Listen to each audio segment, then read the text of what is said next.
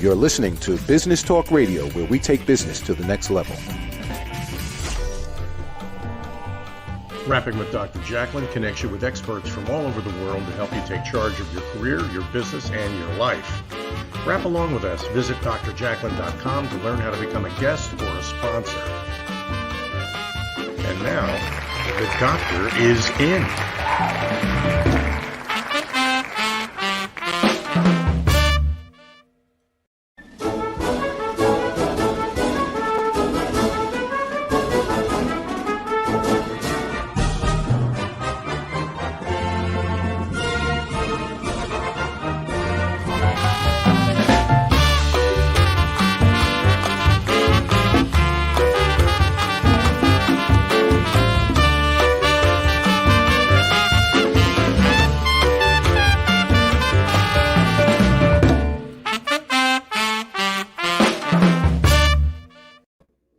Good day, good evening, good morning. Welcome from wherever you're joining us across the globe. You are watching Rapping with Dr. Jacqueline. It is such an incredible time to have you here because this is a brand new show. This is our second episode, actually. It's Celebrate Great Britain Royally Rich Show. I am your host, your executive producer, your director, and your broadcast engineer, Dr. Jacqueline Kerbeck. And I am joined today by my co-host and partner, Mr. Cini. And then we will introduce the rest of the guests on the program. Welcome, Mr. Cini. It's nice to see you. Dr. Jacqueline, it's such a pleasure to be here, and we are celebrating the special relationship between the United Kingdom and the United States. It's going to be a fun program. It certainly will be. And by the way, I noticed you're Alfred today. I am Alfred. When I'm in London, I'm Alfred. It just seems like the right thing to do. And they've got such a rich culture. I feel like I want to belong to it. So I'm using my Germanic Teutonic name. Well, that's fantastic. And I want to introduce the stars of our program, Ian Pelham Turner, who just celebrated a birthday, and Helena Chard. We are so thrilled to have you. Let's bring them out. Definitely. Hello, hello. Happy birthday, Ian. Hello. Thank you. Ian. I'm so happy that Alfred is using Alfred. I am using Alfred. It's probably the first time in a few years. There you are. Thank you. Ian, I want to let you know that I was actually going to have all of us sing happy birthday. Sorry, Ian, go ahead. I was just going to say perhaps we could turn to Sir Alfred at some stage. Yes. More appeal about it. I'm sure we can get there. I'll work on that.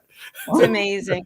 So I know you're going to update us with the news, but you've also brought us two fabulous guests today. Would you like to tell us a little bit about them and then share the news with us? Okay, Helena, do you want to start off? I'm going to be sharing the news, but we have two great guests. I'm not too sure where they are in the scheme of everything, Ian. So I was hoping you were going to be doing the introductions in that respect. I know we've got Richard Hewison. Okay. Richard Hewison, I believe, is coming on after us straight away. And we're going to hear absolutely fantastic things from him. He's got so many things he advocates. And he is going to be the new mayor. So let's just exciting.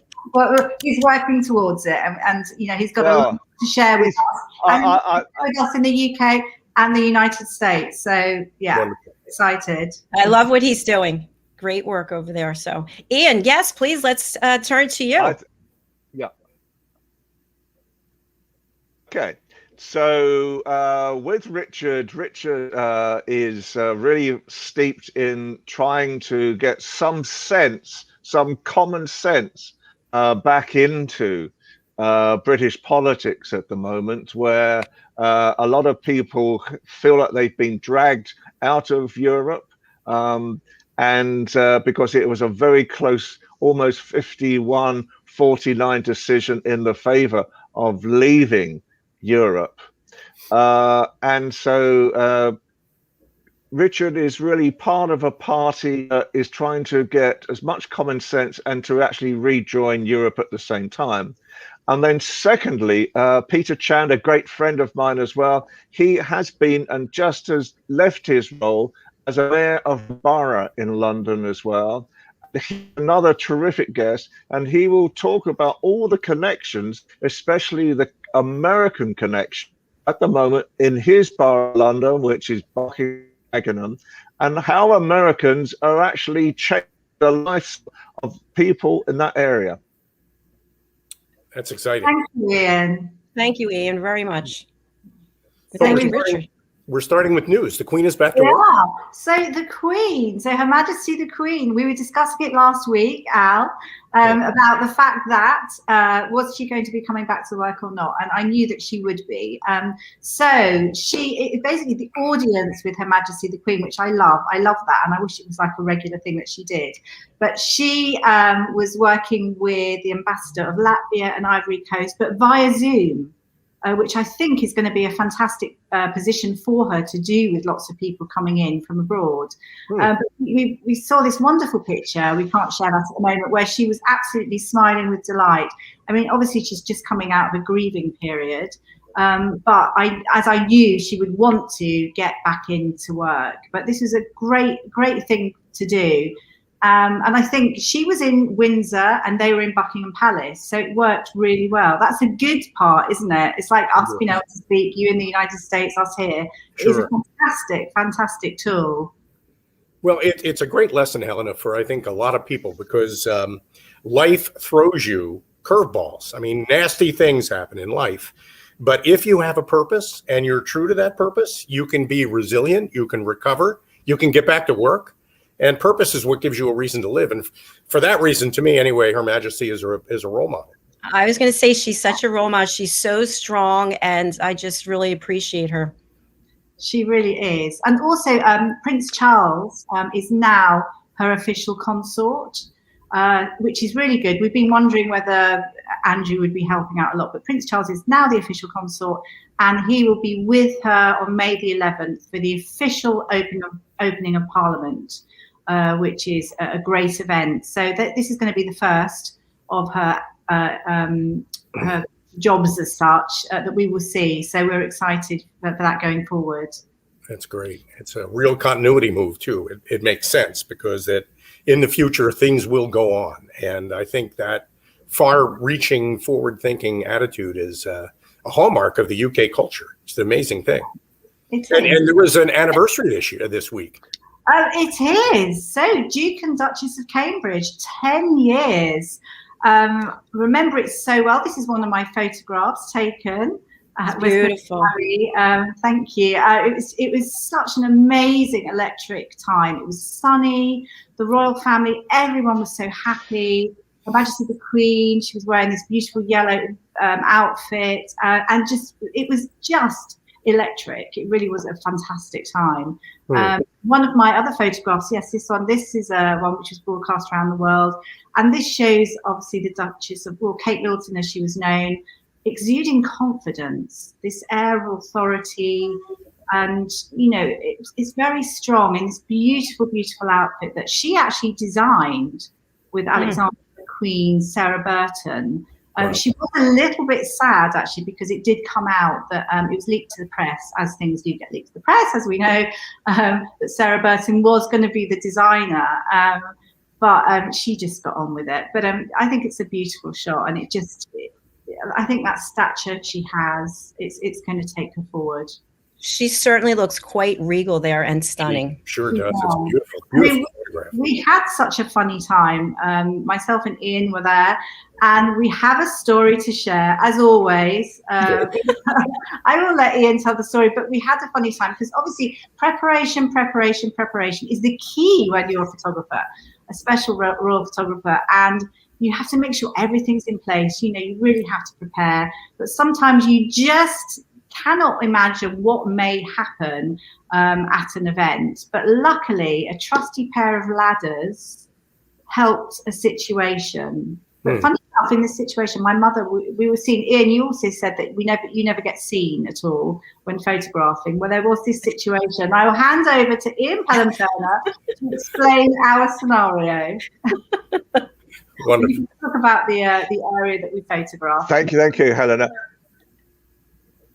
Yeah, I mean, the two things I should say, first of all, before we go on to the royal wedding photograph. Basically, the Queen yesterday was accepting the papers of two ambassadors to the Court of St. James. That is called. So when an ambassador comes to London for the first time, they have to send credibility to the Queen.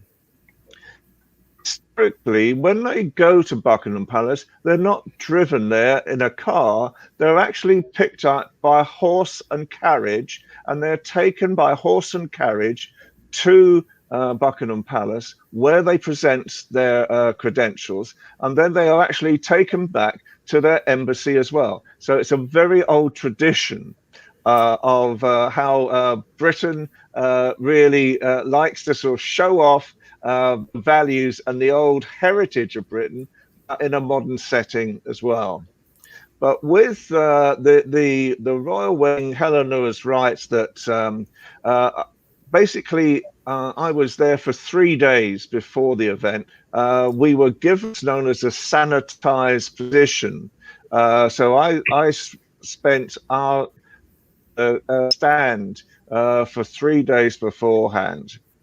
And on the day of the actual wedding itself, thank goodness we had a step ladder, because at the very last minute, the area that we were given to actually a free view, everybody going into, they suddenly let 10 people into the area as well.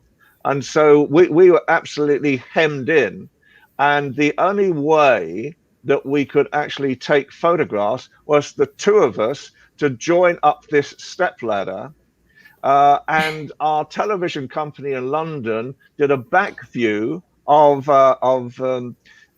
Kate coming in, and it showed us swaying backwards and forwards on this stepladder, almost like a pendulum. And so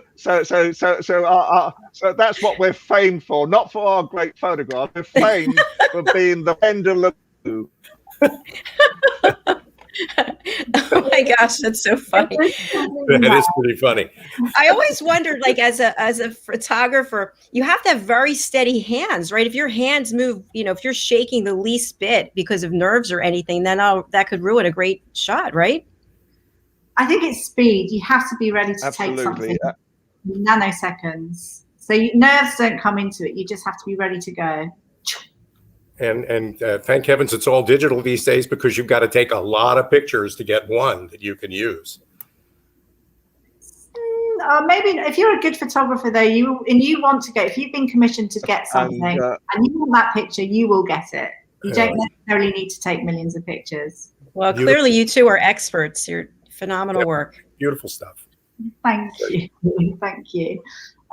Just interesting enough as well with Kate Middleton, she inspired this years and 10 years worth of celebrity brides because of her dress. So the Kim Kardashians of the world and everything they were.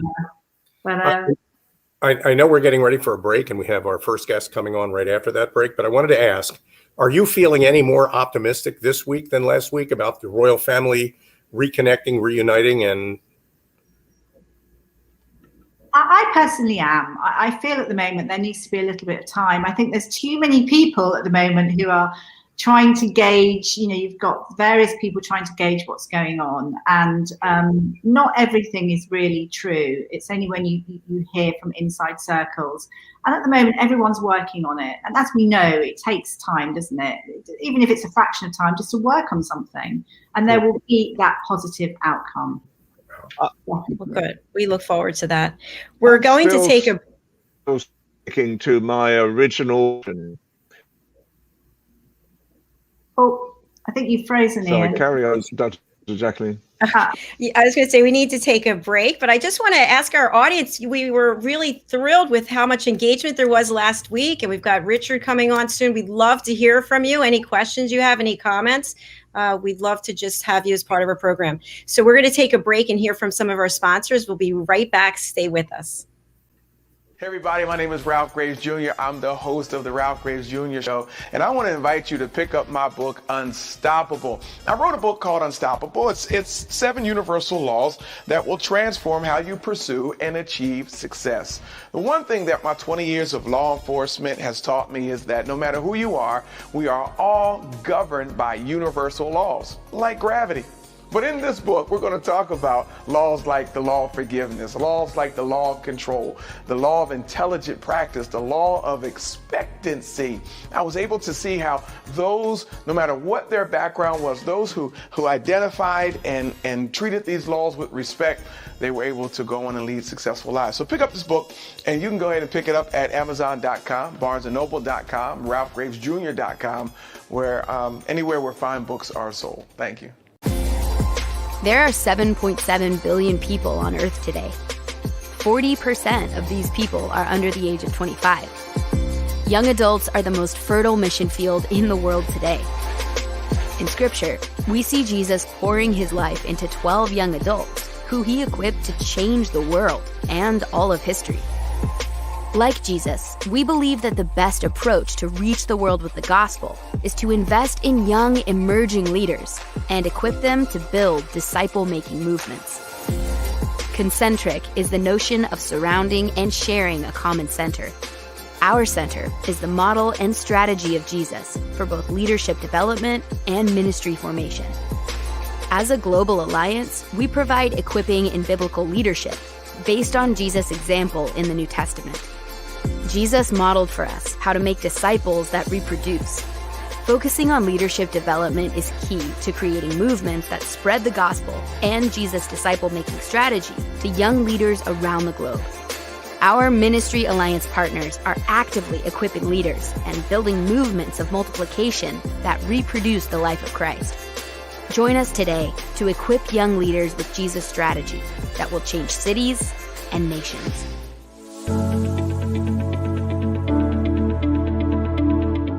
The session that we had with BCAT was really entertaining and enlightening. We were able to put together some very specific steps that we as individuals can take, and it was really fun to all come together and see sort of where we're going as a team and how we can all get there together.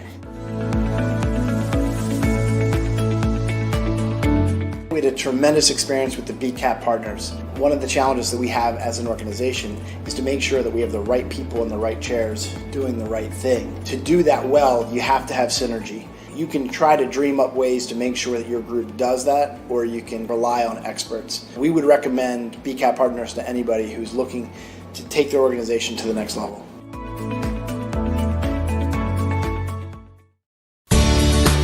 Academy Sedan and Limo is a full-service transportation company serving the Philadelphia metropolitan area with full knowledge of the New York City, Baltimore, and Washington, D.C. areas. We pride ourselves on being the most dependable, conscientious company in the industry.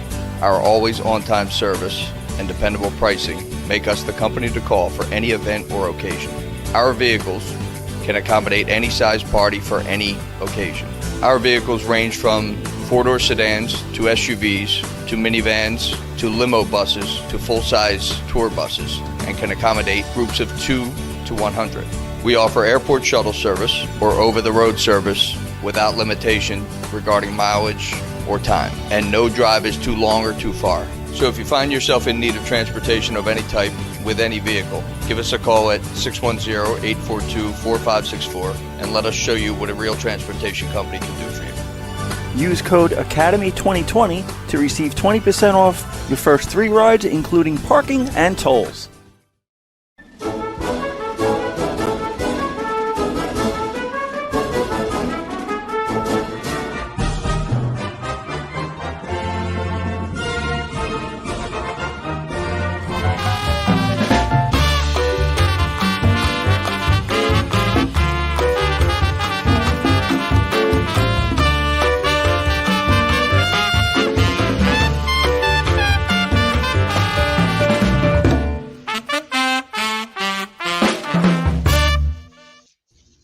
Welcome back to Rapping with Dr. Jacqueline. My name is Al Cini, and Dr. Jacqueline, it's always a pleasure working with you, and definitely a pleasure working with Ian Pelham Turner and Helena Chard, two experts on our special relationship between the United States and the UK. And so much richness, so much value and all that. It's such a pleasure having you here. And we're welcoming your guest. His name is Richard Hewison.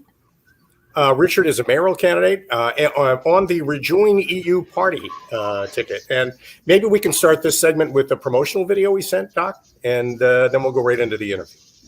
That sounds great. I'm so excited. I can't stop smiling. Okay, let's take a look.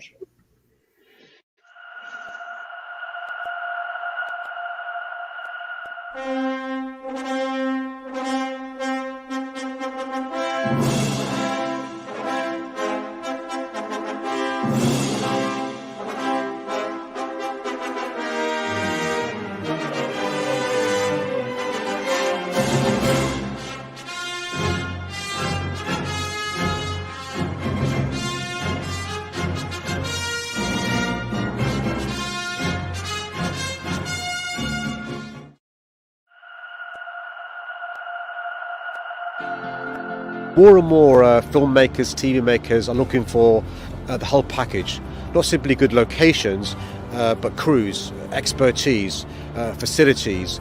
And the great thing about East London is they can offer all these things.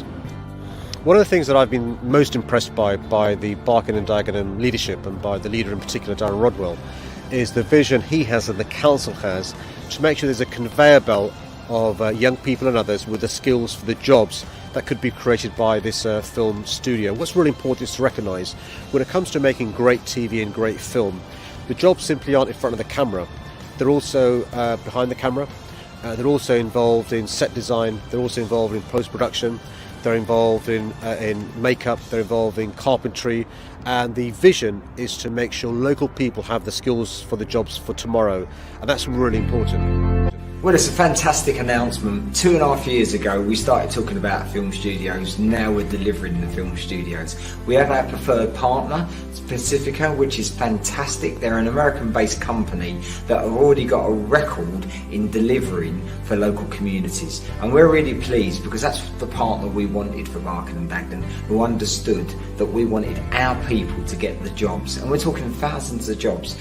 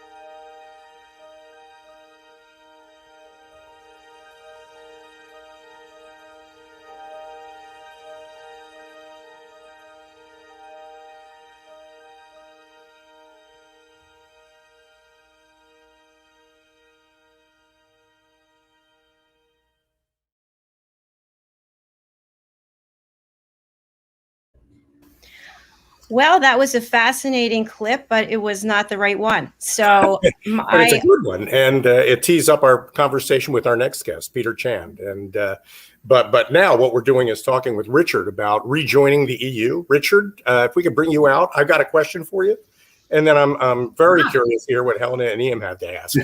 Hi, Richard. Welcome. Hi. Such a pleasure having you here on the program. I know you're running for mayor in London, and all the best. I understand there might be a few other candidates for that position running as well. I think just one or two, yes. There might be a few. And wishing you all the best. And I know that you're running on the Rejoin EU party ticket in the UK. Why would the EU want you bad children back? Well, we can be nice sometimes. We do behave well on occasions. I'd like to promise the EU that if you have us back, we'll send nice people next time. But of course, Democracy means that we send whoever we send there. Seriously, though, I think one of the reasons that the EU would be keen to have us back is obviously London has been the financial centre of Europe for many, many years, and it's massively inconvenient for a lot of people in the finance sector in Europe at the moment without access to London markets. In terms of the educational universities that we've got in the UK, absolutely top notch, and many, many European scholars want to get the Erasmus rights back to come back to the UK, just as our students here want to study in Europe. And of course, it's a lovely place to go. Many, many of the millions of people living around Europe like to come to England, Scotland, Wales, Northern Ireland without any hassle or any problem. And that's been taken away from them. So I think as long as we're sensible in negotiations, I think there'll be a warm welcome back. That's wonderful to hear. Ian and Helena, are you both in favor of going back to the EU? Well, my father is in Cyprus. I have sisters in Sweden. I have a lot of contacts in Europe. So of course there's this, goodness me, what's happening? Interestingly, my father in Cyprus is also the mayor, which is interesting, but that's in a village in Paphos. But it's a similar kind of way that it works. I think, Richard, something I think that you are also interested in is getting tourism back on its feet. Yes. That's so important, and that's what we are working towards, and what Celebrate Great Britain is about, or part of it is about as well. So do tell us more. Well, one of the policies that we are proposing, now let's be honest, we're not going to win this election, but one of the things we're arguing for is we want to see a new designation, a global city of tolerance designation, which, surprisingly enough, we'd nominate London as the first. Celebrate London's international diversity, culture, the way we have welcomed people into the heart of England in the past. And we'd like to try and see this become a global thing where every year we celebrate one particular city. So that's one of the ideas that we're proposing in this election. But as I say, probably we're not going to win on this occasion. Well, we do have a comment from Philip Chan. Impossible tasks can be achieved by impossible people like Richard. As impossible as it may seem. I mean, that. And yet, what have we learned, I think, Richard, since 2016, since the vote to leave the EU, and now we've actually accomplished that? What is it that the UK has learned from this? Well, I think we've learned a lot of things that. First of all, we've learned how central London is to the financial markets in Europe. We have seen, and it's an incredible number, £1.3 trillion worth of assets have just left our country since Brexit. And it's hard to put those numbers in context, but that would be like the US losing the entire city of San Francisco, or us losing the entire city of Birmingham in terms of economic output. We've also learned that we've got so many internal conflicts as well within the UK. We have Scotland wanting further independence. We have concerns about the Northern Ireland peace process potentially breaking down. I really keep my fingers crossed that it won't. But the troubles that we've seen since there are things that perhaps we could have predicted in 2016, but perhaps we didn't listen too carefully to. And now that we can see the realities of this, people I talk to all throughout this election campaign are saying, you know what? We see that it was a bad decision to make. We see the problems happening now. We're not sure what we can do. Well, my answer is simple. Let's just start the process of rejoining the EU. Oh, well. And it will be a process. I remember we talked a little bit before the program, and you mentioned foreverendum, the whole idea that we'll have referendums forever. And that's one of the hurdles that would have to be leaped in order to make this happen. I like to just... I think now... No, please go ahead. Richard, continue. Go ahead. Oh, sorry, I was just going to say, yes, now that the referendum genie is out the bottle, we will need a referendum to go back in. This time, I'd like it to be a sensible referendum. I'd like us to actually have a proper deal on the table so the British people can actually think about what is genuinely being offered, rather than the farce of the debate that we had in 2016. I think hopefully everyone will feel a lot better once we really, really know the facts. And let's be honest, we've now seen what it's like being in the EU and what it's like being out of the EU. So now people will have a fair benchmark to judge by next time we take the issue to the British people. Great. Thank you for sharing that, Richard. I want to ask you about what it's like to run a campaign, because I imagine it's got to be all inclusive in terms of how much time it takes and how much energy and how much emotion. But before we do that, I want to ask Ian if he would like to weigh in at all. We haven't heard a comment from you yet. Is he frozen? I guess he is. Okay. Richard, we'll go back to you. So the fact that you're running for office and there's got to be a lot, like for someone like me who's never done that, can you share a little bit with us about what it's like to run a campaign? Well, it's bureaucracy at the start. So the first thing we had to do was rush around London and get 66 signatures from each of the 33 boroughs, 66 in total from 33 boroughs. Oh. Yeah, I think. Ian, sorry, did you want to come in there? And he's back. Okay. I think the reality, unfortunately, I can't hear what Richard is saying this afternoon. A blank screen, and I'm not hearing what he's saying. In general, I think the reality is the large percentage of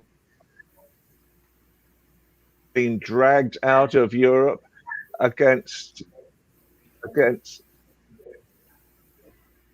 so I think what Ian's trying to say is a lot of people haven't agreed. People don't want to be out of Europe. Can you hear me? We can sort of just be in and out, Ian. And I just thought Hello? I'd interject. Can you hear me? Yes, we can hear what you're saying. So a lot of people feel a little bit conned, let's say in basic layman's terms, that we've been pulled out of Europe. And we've been lied to by various parties without naming anyone in particular. And, so people want a bit of justice. People want to still continue, working with Europe, still having that same interaction with Europe. And this is something I think that Richard is really battling for. Thank you, Helena. Richard, let's go back to you. If you would continue telling us. I couldn't have said it better myself. I think what Helena said is spot on the money there. People do feel cheated. They were promised things that just haven't been delivered. A lot of people thought a lot of the promises are a bit unlikely in the first place, but a lot of people believe them. And a lot of people who voted for Brexit are now discovering things that they were promised are not happening. The fishing industry in the UK has been decimated by this. And of course, the fishing industry was promised the world in terms of what would happen, and it just hasn't come true. To go back to your point, Dr. Jacqueline, in terms of running a campaign, for us, it's actually been quite straightforward because we have no money. So we can't really do much apart from be on digital media. And one of the things that has really impressed me through this campaign is how many passionate people there are who want to get the message about rejoining the EU back, who have leapt onto our campaign, use their skills, and help us do things like that party election broadcast, which I think we're going to see in a few minutes. I think that is so important, Richard, because what you're doing is bigger than just one office. What you're really doing is trying to reverse something that happened and probably shouldn't have from your point of view, and can be corrected. But the runway going forward, I mean, it's not like joining a party. It's not like you don't just fill out an application and sign it and you're in. There is a lot of negotiating that has to be done in order to get this worked out. So how long do you think this will take? Well, that's a very good question. Obviously, as you hinted earlier on, the exit from the European Union wasn't perhaps as smooth as we would have liked. So the negotiations that take place to get in, which are going to be under the Article 49 provisions of the European treaties, they will be difficult and fraught. I think a lot of the UK negotiators are going to be wanting to get back virtually every benefit we used to have.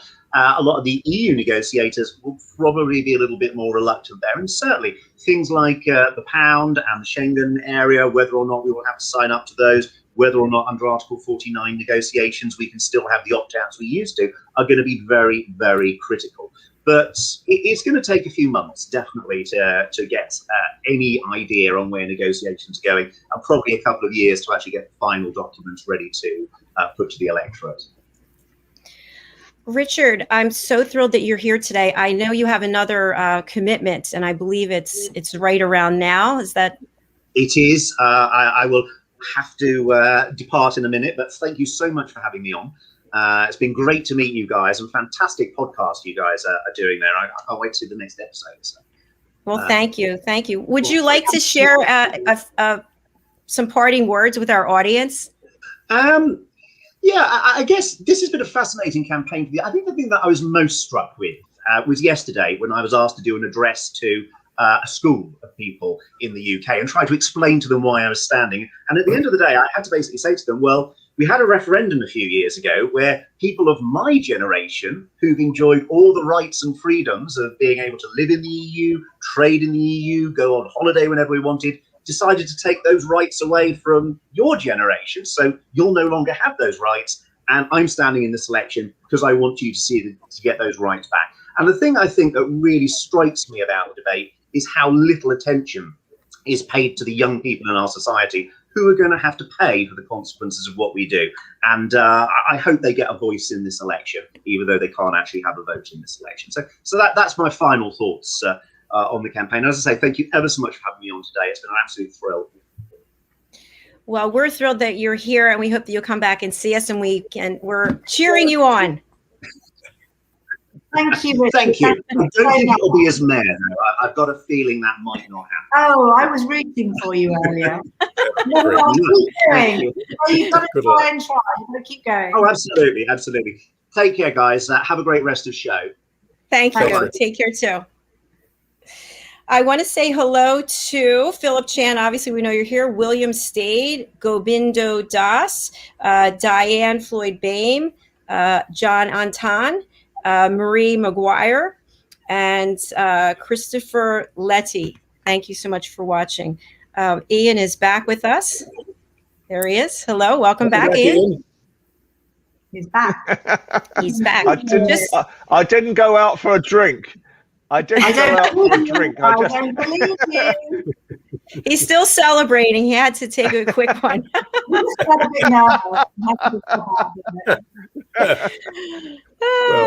you came back just in time for us to take a break, and I see Peter is in the studio. Hopefully he'll be ready to engage with. There he is. Yes, welcome. Great to have you back on. Good. Okay, so let's take a quick break. We'll hear from one of our new sponsors, which is BIC Alliance, and let's hear what they're up to, and then we'll have a couple other commercials, and we'll be right back. Stay with us. It's what we do together that counts. The BIC Alliance story, a true story about faith over adversity, perseverance, and entrepreneurship. Read Earl's story and how he became an entrepreneur. Available on Amazon, Kindle, and Audible.com. For more information, contact Earl Hurd at earlhurd@bicalliance.com or call 1-800-460-4242. Hello, boys and girls, and welcome to Story Garden. Your host, Diane Bame. I'm so happy to have you here today. Diane Floyd-Bame tells wonderful stories that warm the heart, spark the imagination, and unite people and families across generations. For children, Diane's Harry the Camel connects with all of us who've ever wondered how different our lives might have been if only we'd been born something better, like a wonderful horse instead of an ordinary camel. In the end, we all learn along with Harry that there's nothing better than just being yourself. Diane's Little Girl in the Moon looks down on earthbound children and wonders if they know she's just like them. A story of love, home, and the bond between mother and daughter, its powerful theme that we're each of us different yet all of us the same plants a seed in children that promises to blossom within a loving and trusting grown-up.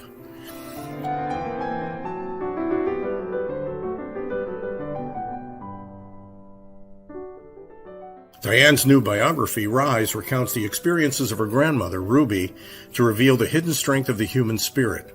Ruby's story inspires all of us to become the best versions of ourselves. You'll find all of Diane's delightful books and much more at dianefloydbame.com. Visit dianefloydboehm.com. That's dianefloydbame.com.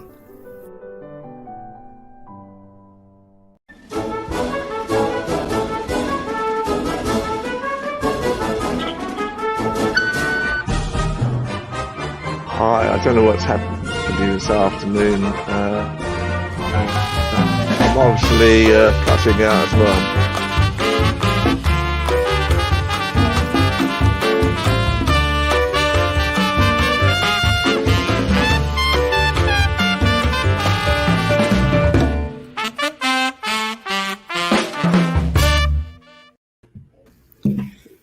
Welcome back to Rapping with Dr. Jacqueline. My name is Cini, and Dr. Jacqueline, as always, it's a pleasure to be here with you and our good friends from the UK, Ian Pelham Turner and Helena Chard. And we have a terrific guest that Ian and Helena have found for us, Peter Chan from Barking and Dagenham. Did I pronounce that correctly, Peter? You did. Spot on, Al. Spot on.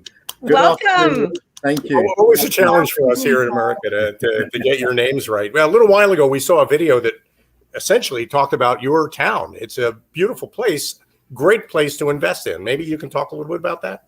First of all, thank you for having me on. And that video was great, wasn't it? Absolutely fantastic video. And that video really highlights for us what Barking and Dagenham is all about. We're a place of positive energy.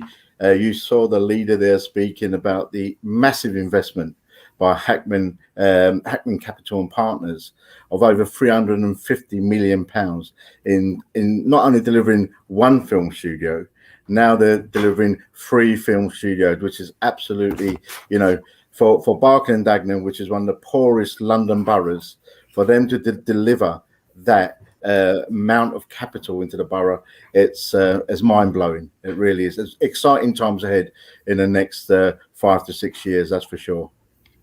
Wow, that's great. I just love the fact there are going to be so many jobs, so much help for the economy. I think that's amazing. Well, they're actually saying, and this is wild figures, but they're saying we will employ 1,800 local people. And as you know, during the pandemic, lots of people have lost their jobs. And this is really important that we're looking for growth for the future. So the younger generation and those who have lost their job more recently, which we know there are many, they've got some hope. And they've got some hope because not only are we building these film studios, as Ian knows, and Ian, it'd be amiss of me not to say happy birthday on Monday. Many happy returns, Ian. I think he's frozen again. It'd be amiss of me not to say the other investments that we've got in the borough. Thank you, Peter. Absolutely is with us, which is absolutely massive. Again. Sorry, Ian. Oh, I think let's just continue, Peter. Okay. It is also dipping in and dipping out. So yeah, that's right. Hearing your news. Okay, so we've got the iconic. Okay. Peter, ask you. We've got the iconic meat markets coming to Barking and Dagenham. So Billingsgate, Smithfields, and New Smithfields were traditionally always based in around London. Docklands, more noticeably, had massive history in Docklands, but they are now relocating into Barking and Dagenham, and we've used a mechanism where we say, look, our road, the major road in Dagenham is the A13 that links our part of town to London. Very, very busy road. It's on the news every morning. Congestion. So what we're doing with these meat markets, we're put them right by the river, by River Thames, and we're actually in the process of building a fantastic jetty where boats will come in and come out, and hopefully they will deliver to all parts of London. So and beyond. So that investment is happening now. And that's just a flavour of what's happening here in Barking and Dagenham. So we've got the meat markets, which is really iconic. We've got the film studios, one in Dagenham, one in Barking now. So both parts of the boroughs will have a film studio. Investment, as I said, for Hackman Capital Partners, who have made films like Gone with the Wind. You've been more familiar with them in America, what the investment they're kind of able to deliver. So it's really, really exciting. And I know Ian often talks about what we do for young people. Barking and Dagenham, as I said earlier, we are the poorest London borough, which is, I was born in Barking and Dagenham, and that really saddens me for us not to get out of that kind of tag that we've got. But we won't get out of it unless we start building and creating wealth within our borough. And we're doing that, we're on that path. Young people, we've set up a youth zone, which is a fantastic concept of a youth club under one roof. not spread all around the borough. We was the first in London, and I keep saying this, we're the first this and we're first that, but we really were. We was the first in London to set up a youth zone. And the youth zone allows young people from the ages of 7 right up to 19 to come in and take part in 20 different activities for 50p an evening, which is unbelievable. You know, you can't buy a can of Coke in Dagenham for 50p, but you can come and get into a boxing ring.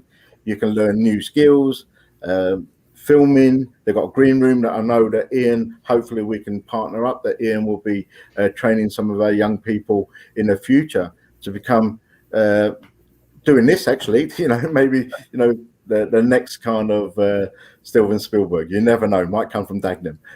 Wow. Wow, what a wonderful thing you're doing. Thank you so much. It's so lovely to meet someone like you who is just giving back and helping change and helping others. It's phenomenal. Helena, we do have a number of photographs, and would you like me, Peter, to show any of these? I think let's go for it. And I think the one thing to say about Peter as well is he's been a fabulous mayor, and things have changed slightly now. And one of the things I think we all want to know is, you know, your favourite memories of things that have happened, still working towards things, but what things that really stand out in your mind? Well, as mayor, okay, so I was elected as mayor 2019, and mayors only get elected for 1 year. So I've made history in Barking and Dagenham. I'm the only mayor that has done 2 terms. Unfortunately, one of those terms was because of COVID-19, the pandemic. But one of the most outstanding memories I've got of how the community have pulled together during the pandemic. I mean, I've met some wonderful individuals, volunteers. We set up very quickly during the pandemic a company called BD Can, and there was a Barking Dagenham Alliance group that came together with all faith organisations, whether they be Sikh, Hindus, Christians, or Muslim, that all came together to bring in food parcels on a weekly basis to support our most vulnerable. And to see that operation, and it's still going on today, actually, because by profession, I'm a carer, and so is my wife. So we both was involved in that massively during the pandemic, delivering food parcels, doing shopping runs for the elderly. We're still doing that today. So when you look at how the pandemic has shaped the community, they've really pulled together, and that kind of reminds me of the old East End kind of pull your sleeve up and let's get on with it, and that really, you know, transpired during the pandemic. But I've got so many wonderful memories of being mayor, so you know, I can share a couple with you. But meeting some fantastic people like Ian, Philip as well. The journey ain't going to end. I've ended my mayorship yesterday, funny enough. So I've handed over the reins to someone else to take over. And I'm glad I have done that, because it was getting a bit too much, juggling work and mayorship as well. For a year, you can put up with it. For 2 years, it becomes rather difficult. So, but meeting some wonderful people, and that's the key to it. And one of the messages I gave to the incoming mayor was, please be yourself, be approachable, because I've seen mayors, not only in Barking and Dagenham, but London mayors as well, that are really kind of, they're in it because they're a mayor and they're the first citizen of the borough, they're ceremonial, and they're the first port of contact for the royal family if there was to pay a visit. So I would have, if I was mayor, had a royal visit, I would be the first person would bring them the royal person into my borough. I would be the first one to welcome him or her into the borough. So it's a real produces a kind of role, but also a role where you have to be yourself and you have to, you know, engage with the local people. And that the message I gave to the mayor yesterday is, be yourself, engage, and really work to promote Barking and Dagenham. But I love the way you put that, Peter, because I mean, you put it in such a positive way. You're obviously selling Barking and Dagenham. It's not what you need, it's what you have to offer. And I think for American investors, maybe you could summarize the value proposition for us. What do we get if we invest in your town? Well, that's a very good question. So, as I said earlier, Hackman Capital Partners have seen. So, let me give you a little bit of history about Barking and Dagenham. We was an industrial borough. So, Ford's Motor Company set up in Dagenham back in 1931-32, and they had the biggest car production company in Europe. They are now decimated. There's no Ford's Motor Company in Dagenham. They've shipped off and they're all in Germany now. So we've got lots of land. Roland Plank Rohrer, better known as Man Bakers, they're also a pharmaceutical company where this film studio is going to be built. They also decamped and moved into France. So we're land rich, but poor in investment wise. So people are coming into us now saying we want to invest in this, we want to invest in that, and as long as they fit into what we need as a borough and what they can do for us. So let me go back to Hackman Capital Partners. They've put aside £1 million to help train our young people to become whether it's whatever part they want to play in the film industry, whether it's lighting or sound or actually doing the productions or being actors. So they're actually investing £1 million to make sure there's funds available for that to happen, to help our young people once that film studio is built. So for any investor out there, I would say, please get in contact, because we are land rich and capital poor. So we need investment. We've got a huge building program at the moment on the Fools ground that will deliver nearly 3,500 new homes. Half of those will be affordable. Don't ask me what affordable is, because we all have different affordabilities, but they keep on bouncing that word around. These are affordable houses, but, you know, affordable to who, I always ask. That's great. That is great. I think Ian is back with us. Let's see. Oh, right. Okay.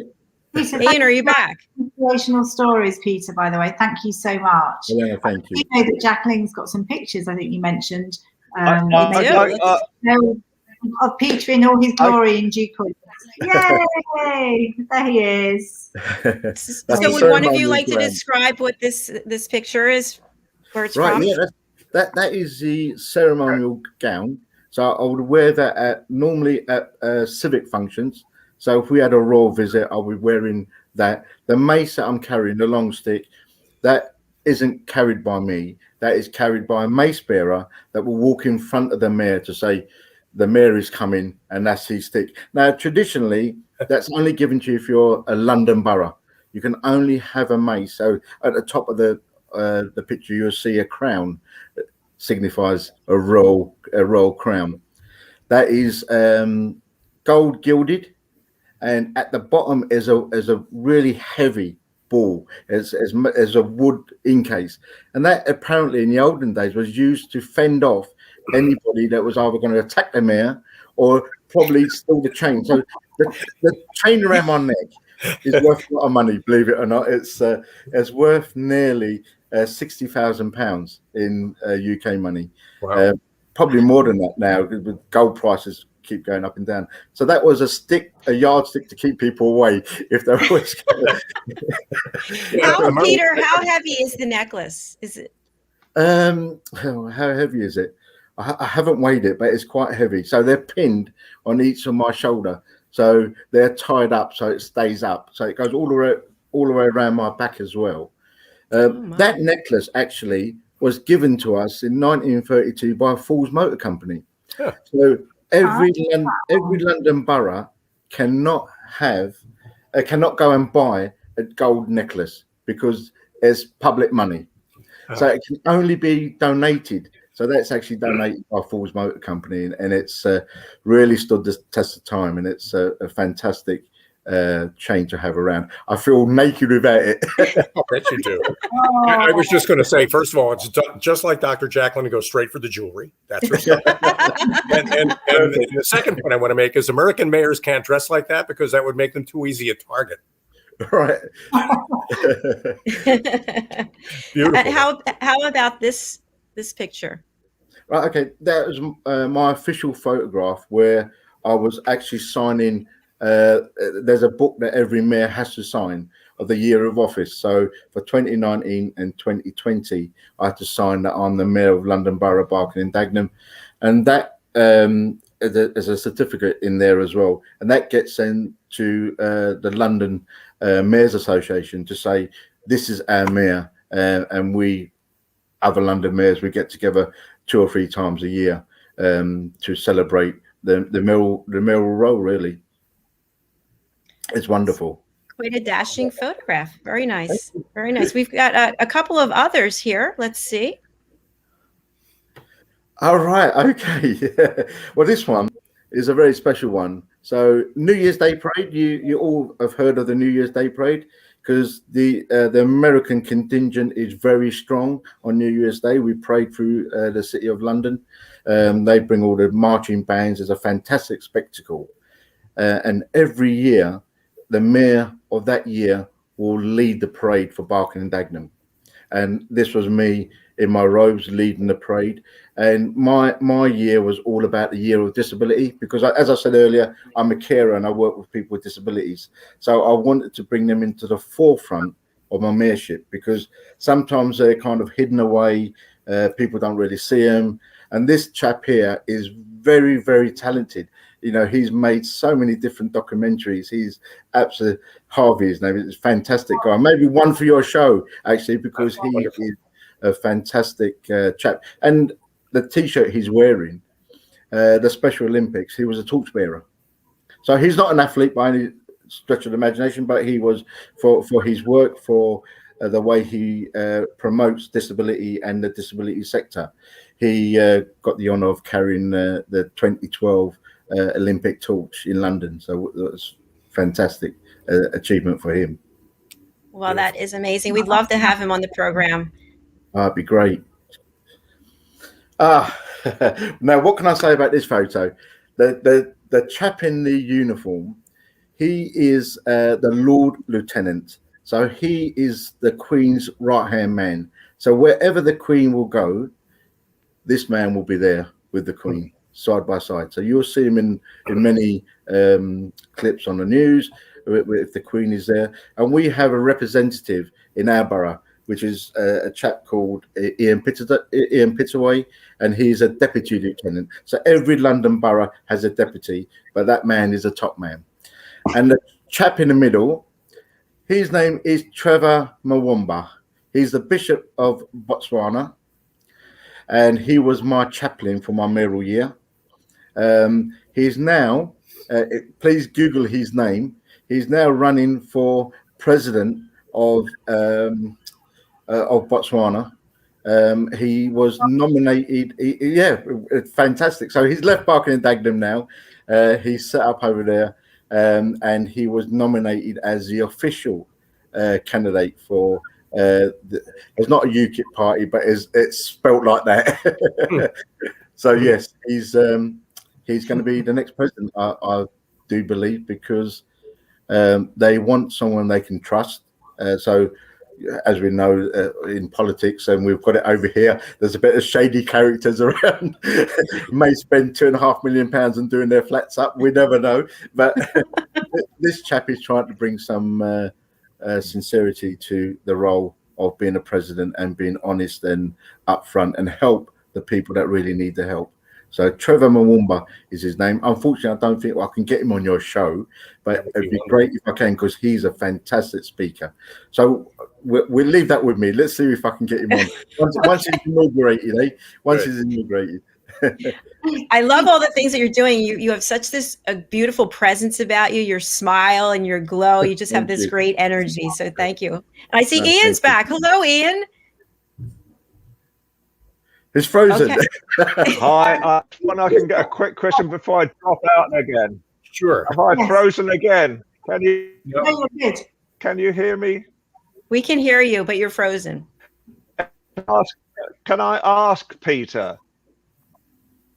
Okay, what can Americans now do for investment in Barking and Dagenham? How do you accept investment? What type of activities are you seeking from Americans? Obviously, with the film studios as well, coming out at the moment. Do you think there's more American investment to be had, and what type of industries are you seeking from American investors? Well, Ian, that's a great question. I think that was asked by Al. So what we're looking for, as I said, we're land rich and capital poor. So we will look and consider any investment. So that vision for the film studio didn't come from Barking and Dagenham. That come from a very soft conversation that the leader had with someone from Hackman Capital Partners, and then from there it snowballed into something bigger.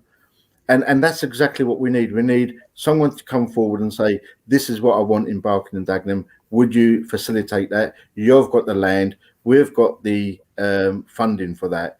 Will you consider that? And what we do normally, what I do certainly, I go back to the leader. He goes back to his team. They do their number crunching, and then they come back and say, okay, this will work. So I've tried to bring lots of investment into Barking and Dagenham recently while I've been mayor. And some have worked and some haven't. And they haven't worked because the numbers didn't stack up at the end of it. It's going to be something in it for us and for our residents. That's the most important thing. For Barking and Dagenham, something's going to be in it for them. And the investors also need a return on their capital. That's also important to them. So it works both ways, and sometimes it works and sometimes it doesn't. It worked with the investment for the film studios because they'll get a lease for over 200 years. Now, I've never heard of a lease for a land for over 200 years, but it had to be that length of time, Ian, because that would give them the return they would need on their capital. And that would obviously, none of us will be around in 200 years, but that's someone else's problem. But, they had to put those figures in, so it makes those numbers work. So that's really important. But we're open to investment, Ian. Answer to your question, depending what investment it is, what you're going to bring to the table, and what's in it for us as Barking and Dagenham residents, and what's in it for the American investors, because obviously you invest for a return, and that's really important to recognize that. Peter, for people who are listening or watching right now live, and then later when they watch it as a podcast, how can they contact you if they are interested in making an investment? Perfect. If they, the easiest way to go to find me is go on Google and Google Peter Chard. And a whole host of contact details will come up. Now, there's another Peter Chard. He's a famous poet. Now, that's not me. That is definitely not me. So, if you type in Barking and Dagenham, Peter Chard, and then I'll come up. Well, we love what you're doing, and hopefully people will reach out with additional investments and help grow your project even more. Yeah, that'd be great. We're open. We're open for any kind of talks on investment. We very much need it. As I said, we are the poorest borough in London. We shouldn't be, but very soon we will come out of those figures. I'm sure in the next 2 to 3 years, the investment is great and it's happening.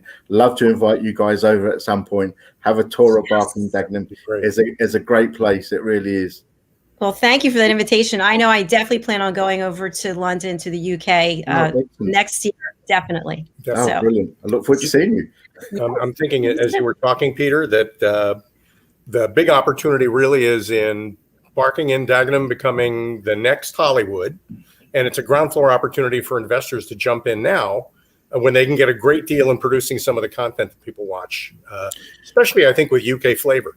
So we wish you all the best. Thank you very much. Really appreciate that. Thank you. Thank you, Peter. Thanks for being here. And again, I hope you'll come back and visit us and update us with your progress. Yeah, thank you. Thank you very much. Have a lovely afternoon, everybody. Bye. Thank you. Bye-bye. Bye-bye. So I don't know if Ian's with us, but that was fantastic. You brought two incredible guests who are really doing things that are important work. They are. I sort of wanted to ask him as well, because he said he felt naked, didn't he, without his gold thing around him. And I sort of felt sorry. It's like coming to an ending.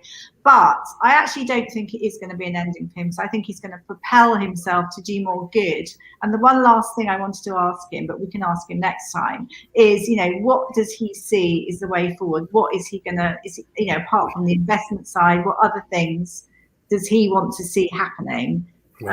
But we can ask him that next time. Yes, definitely, because we have a comment from Philip. Great show, everyone. Your two guests. Thank you, Philip. Thank you so much for everything that you're doing.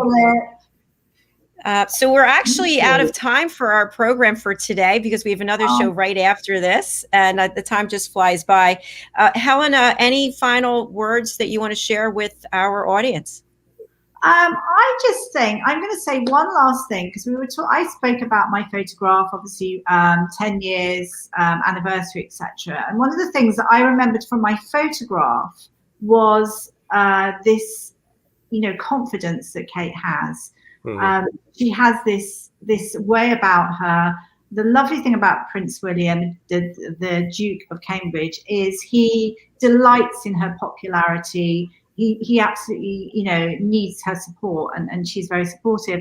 And I just feel she has the same temperament. So she's got the tolerance and the pragmatism of Her Majesty the Queen. So going forward, she and Prince William, the Duke of Cambridge, are going to make a great team in the future. That's not jumping Prince Charles, obviously, but, Sure. to remember there's so much positivity out there. So, that's my one last thing that I wanted to say. Yeah. Well, thank you. That was an important comment that you made. And she has such great posture, doesn't she? The way she carries herself, she just exudes really confidence. There's a lot more that we can speak about the Duchess of Cambridge. She really is a special lady. So we look forward to sharing that with you. We can't wait. We can't wait. Thank you for being here. Ian, are you back with us? He was for 2 seconds. He's gone. I've been with you all the time. I can see myself on screen, but no one else can. Huh. Yeah, we just see you as frozen, and so anyway, we love to have a final comment from you. Okay.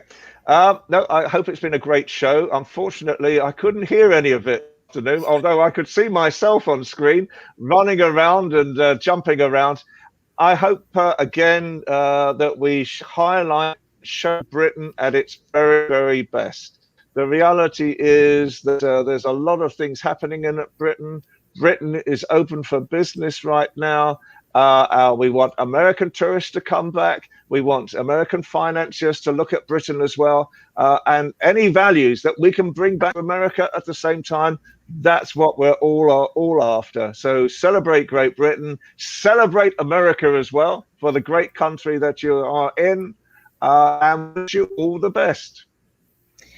What a great way to close out this show, Ian. Thank you so much. We're glad that, yes, you got your voice back. So good. That's wonderful. And we wish you a beautiful, happy birthday week, month, year, and look forward to seeing you next week. Enjoy it, definitely. And everybody out there who's listening, make London, make England, make the UK your first and last stop of any trip you're planning anywhere in the world. Absolutely, because we plan on going there, right? I don't know about you, Sir Alfred Cini. I absolutely love it. I have many friends there, and I miss it. So I want to go back. All right. So that being said, thank you again for watching. I want to say hi to Hyatt Ives, to Ben Chai, to Fortune Chalk, and to Peter John. Thank you so much for being here today. We have another show right after this. It's The Underdog Show starring Ben Chai and our guest, Megan Sandwick. So join us right at the top of the hour. Thanks, everyone.